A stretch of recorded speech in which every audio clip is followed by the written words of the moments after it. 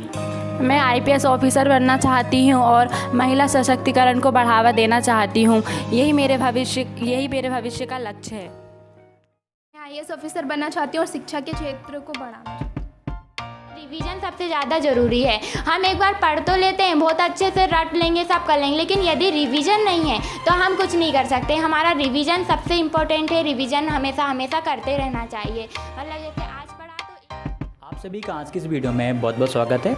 आज हमारे साथ में दो एमपी में काफ़ी अच्छे परसेंट इन्होंने बनाए हैं, उनके साथ आज अपना इंटरव्यू है। तो आप आज उनसे बहुत कुछ सीखने वाले हैं। तो सर्वप्रथम हम उनका इंट्रोडक्शन रहेगा, उसे हम जानेंगे, ठीक है। तो आप अपना इंट्रोडक्शन दीजिए। मेरा नाम ऋतिक विश्वकर्मा है और मेरे 97% है। आप? मेरा नाम तृप्ति राजपूत है। मेरे पिताजी का नाम करण सिंह राजपूत है। मैंने 10th में अभी 98.25% बनाए हैं। आप किसे श्रेय देना चाहेंगे? जो आपने मैं- इतनी अच्छी परसेंट बनाई है उसका श्रेय आप किसे देना चाहेंगे? मैं सर्वप्रथम अपने माता पिता और सभी गुरुजनों को इसका श्रेय देता हूँ। और आप किसे श्रेय देना चाहेंगी इस सफलता का? मैं सर्वप्रथम अपने पेरेंट्स को श्रेय देना चाहूँगी और हमारे कोचिंग टीचर्स, हमारे स्कूल टीचर्स और हमारे फ्रेंड्स सभी का हमारी सफलता में बहुत बड़ा हाथ है। हाँ, ये इन्होंने बिल्कुल सही कहा। शिक्षक, अभिभावक, ठीक है, और जो साथीगण होते हैं, ठीक है, सभी एक तरीके से देखा जाए तो प्रेरणा स्रोत का कार्य करते हैं। हम उनसे हमेशा कुछ ना कुछ सीखते ही हैं। अब मैं इनसे पूछना चाहूँगा कि आगे चल के ये बच्चे क्या करना चाहेंगे। तो ऋतिक जी, आगे चल के आप क्या करना चाहते हैं? आगे चल के मैं आईआईटी में एडमिशन लेना चाहता हूँ और उसके बाद मैकेनिकल इंजीनियर बनना चाहता हूँ। तो ठीक है, तो उसके लिए आप क्या अभी JEE की तैयारी में लग जाएंगे अभी 11th क्लास में आते ही? जी बिल्कुल, मैं अभी से JEE की तैयारी करना शुरू कर चुका हूँ लॉकडाउन में। हाँ, ये काफ़ी बढ़िया है। मतलब 10th का रिजल्ट आया नहीं, उससे पहले तैयारी चालू कर दी। मतलब पहले से इनका एम जो है काफ़ी अच्छा है, पहले से सार्फ है कि इस फील्ड में जाना है। तो इनमें कोई भी कन्फ्यूज़न नहीं है कि मुझे केवल पार्टिकुलर इस फील्ड में जाना है। इसलिए इन्होंने पहले से तैयारी चालू कर दी है, क्योंकि JEE का एग्ज़ाम काफ़ी अच्छे लेवल का आता है। अब हम जानेंगे कि आप भविष्य में क्या बनना चाहती हैं। मैं CA बनना चाहती हूँ और अपने पेरेंट्स को और अपने जो साथी भाई बहन हैं उन्हें सपोर्ट करना चाहती हूँ। अब हम ये पूछेंगे कि 10th के बाद ये बच्चे कौन सा सब्जेक्ट लेना चाहेंगी। काफ़ी कॉम्प्लिकेटेड डिसीज़न होता है ये वाला। बच्चे कन्फ्यूज़न में रहते हैं कौन सा सब्जेक्ट लें कौन सा नहीं लें। रिजल्ट आ गया है, अब देखते हैं ये कौन सा क्या सब्जेक्ट लेने वाले हैं। जी ऐसा पहले था, इंजीनियर बनना तो मैथ साइंस लेना पड़ेगा। मैथ साइंस लेना वैसे घर वालों से फ्री हैंड मिल चुका है, हाँ बिल्कुल। तो अभी तो मैथ साइंस लेंगे। चलिए, तो ऋतिक जी मैथ साइंस लेने वाले हैं। तृप्ति जी आप कॉमर्स। क्या? कॉमर्स। अच्छा, कॉमर्स। चलिए, और फिर आगे चल के आपको CA बनना है। चलिए, तो दोनों का ये हो गया। अब हम देखेंगे इनका रूटीन, डेली रूटीन कैसा रहा, इन्होंने कितने घंटे पढ़ाई करी है। तो ऋतिक जी आपने? मैं ज़्यादातर सुबह पढ़ाई करता था, सुबह जल्दी उठ के सुबह पढ़ाई करता, क्योंकि सुबह जल्दी जल्दी पढ़ाई हो जाती है आराम से। आप सुबह कितने बजे उठते थे? मैं ज़्यादातर तो 5 साढ़े 5 बजे और एग्ज़ाम टाइम में 4 बजे उठ जाता था। हाँ, ये काफ़ी बढ़िया है कि भाई ठीक है कि एग्ज़ाम टाइम पे उठना भी पड़ता है, क्योंकि ज़्यादा थोड़ा सा तनाव भी रहता है, एग्ज़ाम नज़दीक रहते हैं, सिर पे रहते हैं, तो तैयारी में लगना पड़ता है, ठीक है। अब हम जानेंगे कि भाई तृप्ति जी ने कैसे क्या तैयारी करी, उनका रूटीन क्या रहा है। मैं रोज़ सुबह 6 बजे उठती थी, उसके बाद फ्रेश होकर अपनी थोड़ी सी पढ़ाई करती थी, उसके बाद कोचिंग जाती थी और फिर कोचिंग से आने के बाद मैं स्कूल जाती थी। शाम को स्कूल से आती थी तो फिर पढ़ाई करती थी। उसके बाद में पढ़ाई करने के बाद में फिर थोड़ा मतलब टेंशन नहीं लेना चाहिए हमें, एकदम से ये नहीं कि पढ़ाई में बैठे रहें। हमें थोड़ा थोड़ा अपना मूड फ्रेश करने के लिए टाइम भी देना चाहिए। जैसे कि आधे 1 घंटे पढ़ाई कर ली तो अपना 10-15 मिनट का रेस्ट ले लिया, उसके बाद में फिर पढ़ाई करने लगे। ऐसे 10-11 बजे तक पढ़ाई करती थी, फिर सो जाती थी। इन्होंने एक चीज़ अच्छी बोली कि ज़्यादा टेंशन नहीं लेना, ठीक है, ज़्यादा टेंशन नहीं लेना। थोड़ा सा मान लीजिए 60 मिनट हैं तो आपने 45 मिनट पढ़ाई कर ली, उसके बाद थोड़ा बहुत आप माइंड को फ्रेश कर सकते हैं। ये काफ़ी अच्छी चीज़ इन्होंने बताई है, ठीक है। अब हम देख लेते हैं कि भाई सबसे ज़्यादा नंबर आपके किस किस सब्जेक्ट में आए हैं। ऋतिक जी, आपके सबसे ज़्यादा नंबर किस में आए हैं? मैथमेटिक्स में। मैथमेटिक्स में। आपके? मैथ्स और संस्कृत में 100 आउट ऑफ 100। क्या बात है, बहुत बहुत शुभकामनाएं भाई। आपके हाईएस्ट किस में है? मैथ्स में 99। बहुत बहुत शुभकामनाएं भाई, काफ़ी अच्छे नंबर आए हैं इन दोनों बच्चों के, ठीक है। अब हम देख लेते हैं कि ये कैसे क्या आपको मोटिवेट करना चाहते हैं, आपको मतलब क्या सजेशन देना चाहते हैं, सुझाव, क्योंकि जो बच्चे 10th क्लास में आ चुके हैं वो भी इस वीडियो को देख रहे होंगे, वो भी चाहते हैं कि वो भी इनकी तरह कुछ अच्छा कर सकें। ठीक है, आप इनसे आप प्रेरणा लें। ठीक है, तो इनसे मैं बोलूँगा कि भाई ये 1 बाय 1 आपको कुछ टिप्स दें, ठीक है, जो कि आगे चल के आपको भविष्य में आपके काम आए। ठीक है, तो ऋतिक जी, आप बच्चों को क्या सलाह देना चाहेंगे? तो सबसे पहले मैं बोलता हूँ, जैसे तृप्ति ने कहा कि टेंशन तो बिल्कुल नहीं लेना है, और टेंशन नहीं लेना। और सबसे बढ़िया, अगर आप सुबह उठते हो तो हम उठते से मतलब कॉपी लेकर मत बैठ जाओ। सुबह उठ के थोड़ा मतलब घूमो, कहीं घूम के जाओ, फिर पढ़ाई करना शुरू करो। थोड़ा टहलना चाहिए। हाँ, और जैसे कि सब लोग कहते हैं कि मोबाइल नहीं चलाना चाहिए, 10th क्लास में मोबाइल नहीं, मैं कहता मोबाइल चलाना चाहिए, लेकिन उसका सही यूज़ करना चाहिए।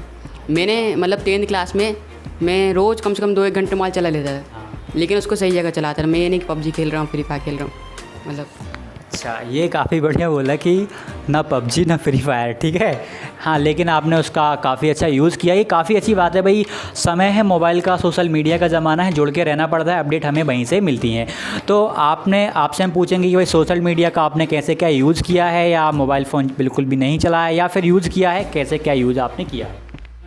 ऐसा नहीं है, वो मोबाइल मैंने बिल्कुल नहीं चलाया, नहीं, जबकि मैंने मोबाइल का बहुत ज़्यादा उपयोग किया है। जैसे कि मैंने 9-10 बजे तक अपनी बुक्स से पढ़ाई की है, तो उसके बाद में है ना, जब सोते टाइम मैंने 1-1.5 घंटा कम से कम रोज़ मोबाइल चलाती थी मैं। उसमें जैसे कि कुछ मोटिवेशनल वीडियो देख लिए, या फिर है ना अपना कोई टॉपिक अपन को स्कूल में सही से समझ नहीं आया, या अपनी कोचिंग की या स्कूल की कोई क्लास मिस हो गई है तो हम समझ नहीं पाए तो वो देख लिया। और मतलब कुछ जैसे टिप्स रहते हैं, या फिर कोई से क्वेश्चन की ट्रिक रहती है, जैसे कि हिस्ट्री में हमेशा हमें कहानी के रूप में याद करनी चाहिए।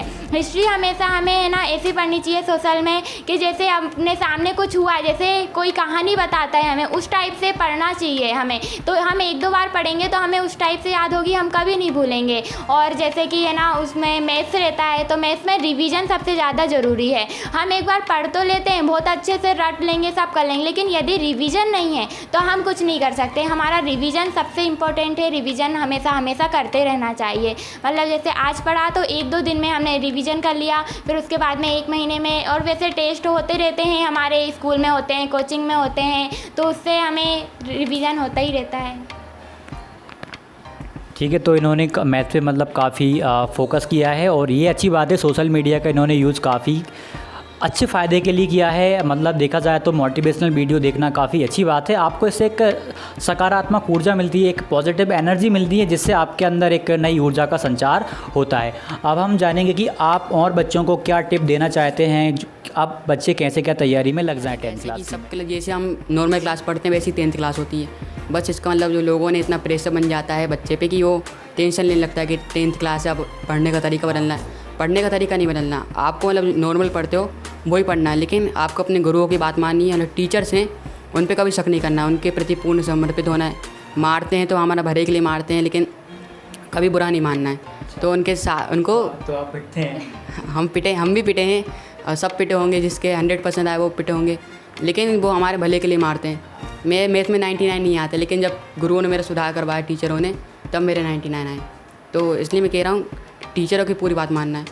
और सब्जेक्ट्स जो ऐसे हैं कि आपके मतलब इवैल्यूएशन करते रहो अपना, कि जो टेस्ट होते हैं वो इसलिए होते हैं कि आप अपना टेस्ट करते रहो कि मेरे अंदर क्या कमी आ रही है, वो आप उसको सुधारो।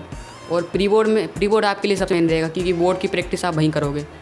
तो आपको बोर्ड में कैसे लिखना है बोर्ड की कॉपी में, तो आपको प्री बोर्ड भी सीखना पड़ेगा, इसलिए प्री बोर्ड पे ज़्यादा फोकस करना पड़ेगा। Thank you.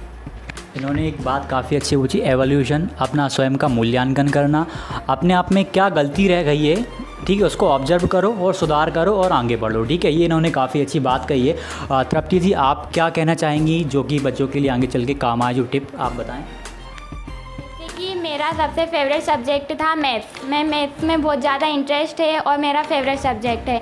अब जैसे रहता है हमारे जो टेस्ट होते हैं, उसमें क्या होता है, हमारे जैसे फ्रेंड्स रहते हैं, किसी के ज़्यादा नंबर आ गए, किसी के कम नंबर आ गए, तो जो टेस्ट होते हैं वो हम अपनी स्वयं की जाँच के लिए होते हैं, हमें उसमें निराश नहीं होना चाहिए। कई बच्चे होते हैं जो छोटे छोटे टेस्ट होते हैं उन्हीं में निराश हो जाते हैं, और फिर लेकिन ऐसा नहीं, वो टेस्ट हमारे इसलिए होते हैं कि हम कितने ज़्यादा ऊपर हैं, कितने ज़्यादा नीचे हैं। तो उसमें जो गलती हुई है हमें उसे सुधार करना चाहिए। और ऐसा है कि जैसे कुछ टॉपिक होते हैं, जैसे साइंस का कोई टॉपिक हो गया या हिस्ट्री का हो गया, ज्योग्राफी का हो गया, कोई भी टॉपिक है, उसमें हमें जैसे कुछ ऐसा रहता है, हमें कोई ऐसी ट्रिक मिल जाती है कि हमें उसे बहुत ज़्यादा अच्छे से समझ आ जाता है। तो हमें ऐसा नहीं करना चाहिए कि हम खुद को समझ लिए तो हमें खुश हो गए कि नहीं यार हमें बहुत अच्छे से समझ आ गया, हम अकेले लिखे आएंगे पेपर में। नहीं, हम जब है ना अपने फ्रेंड्स में, अपने ग्रुप में बताएंगे उस चीज़ को, और ज़्यादा एक्सप्लेन करके बताएंगे तो हमें और ज़्यादा उसका नॉलेज होगा और दूसरे बच्चों को भी होगा। इसलिए हमेशा हमें कुछ भी जो अपने अंदर है उसे छुपा के नहीं रखना चाहिए, उसे बताते रहना चाहिए, उससे अपना ही ज्ञान बढ़ता है। इन्होंने काफ़ी अच्छा बोला, यानी कि ज्ञान बांटने से ही बढ़ता है। ये काफ़ी अच्छी इन्होंने बात कही है। अब हम देख लेते हैं इन्होंने मैथमेटिक्स की तैयारी कैसी करी, क्योंकि अक्सर बच्चे मैथ से डरे हुए रहते हैं। ठीक है, NCERT है, कैसा क्या पेपर आएगा, कैसे क्या तैयारी करनी, मैथ को कैसे क्या हमें करना है, उस चीज़ के बारे में हम जानेंगे। तो मैथ्स में तो मेरा ऐसा है कि मेरा बचपन से मेरा मैथ में मन नहीं लगता था, लेकिन जब से 9th क्लास में आया तो 9th क्लास में मेरा जब एनुअल एग्ज़ाम पहली बार में 91 मार्क्स आए थे, तभी से मैथ में थोड़ा मन लगने लगा। तो मैथ में तो ऐसा है कि आप सवाल कितनी अच्छा सीख लो, लेकिन आपका जितना अच्छा प्रेजेंटेशन रहेगा उतना ही अच्छा रहेगा, क्योंकि आप सवाल तो कर दोगे पूरे, लेकिन जो एग्जामिनर रहेगा उसका मन ही नहीं लगेगा कॉपी चेक करना, तो आप कैसे करोगे। तो इसलिए मैथ में प्रेजेंटेशन को ज़्यादा महत्व देना है, और प्रैक्टिस तो है तो वो करना ही है। प्रैक्टिस कम से कम 4-5 बार हो जाना चाहिए पूरे साल में, पूरी बुक की प्रैक्टिस हो जाना चाहिए। आपने कैसे क्या तैयारी की मैथमेटिक्स की? मैथ्स में कई लोग बहुत कठिन समझते हैं, ज़्यादातर मैथ्स में फ़ेल होते हैं या फिर है ना मैथ्स बहुत ज़्यादा कुछ कठिन समझते हैं, लेकिन मैथ्स सबसे इजी सब्जेक्ट है। मेरी नज़र में सबसे इजी सब्जेक्ट है तो वो है मैथ्स, क्योंकि मैथ्स में क्या रहता है, 8-10 सवाल तो पूरे एक ही टाइप के रहते हैं, उसमें एक ही स्टेप, हाँ मेथड तो एक ही रहती है पूरे में, उसमें है ना एक ही मेथड पे अपन है ना कितने सारे सवाल लगाते हैं, और फिर उसके बाद में रिवीजन होता है। और स्कूल में भी मैथ्स में तो सबसे ज़्यादा रिवीजन कर सकते हैं हम, तो मैथ्स में कोई कठिन नहीं, जबकि मैथ्स सबसे इजी है और मैथ्स का रिवीजन करते रहना चाहिए। तो इन्होंने काफ़ी अच्छा बोला कि भाई मैथ काफ़ी इजी सब्जेक्ट है। इजी सब्जेक्ट इसलिए है क्योंकि उनका उसमें इंटरेस्ट है। ठीक है, उन्होंने इस पे फोकस किया है, तो आप भी उस मैथमेटिक्स को इजी बना सकते हैं। ठीक है, तो आप दोनों का बहुत बहुत धन्यवाद जो आपने इतना अपना कीमती समय हमें प्रदान किया, ताकि भविष्य के बच्चे आपको देख सकें। ठीक है, आपसे प्रेरणा ले सकें और वो भी आपके ठीक है कदमों पे चलें और अच्छे परसेंटेज बनाएं और देश का नाम का और शहर का अच्छा खासा नाम रोशन कर सकें, और साथ ही साथ अपने माता पिता गुरुओं का भी नाम रोशन कर सकें। तो मिलते हैं अगली वीडियो में, धन्यवाद।